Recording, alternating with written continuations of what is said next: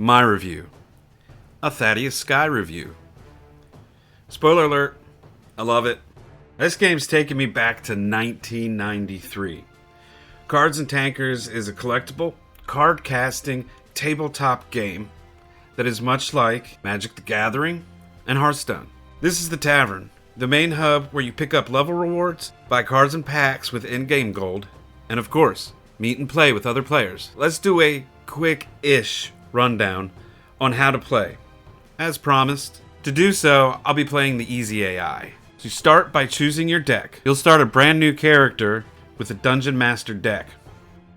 Grab your deck and put it in the slot.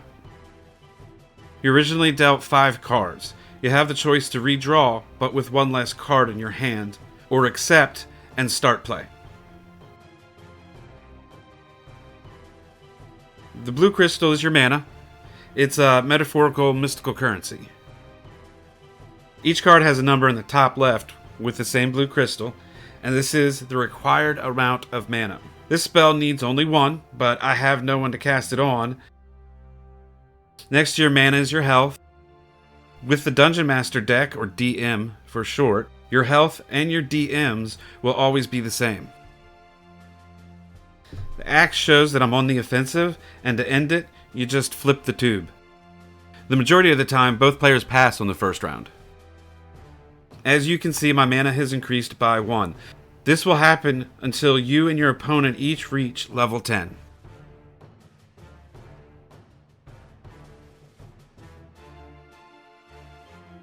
I'm going to summon my first creature by placing him on the line. The Z's here show that he is exhausted, which means he can't do anything until the start of the next turn. To cast a spell, place the card in front of you. To attack, place attackers in the middle and then end turn. The defender chooses which creatures to defend with, if any.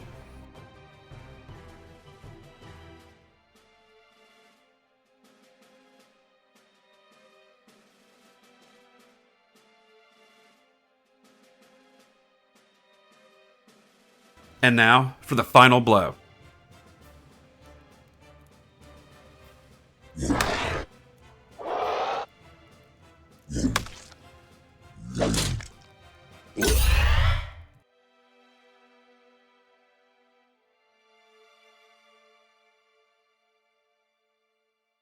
I head back to the tavern to pick up my reward and find some PvP.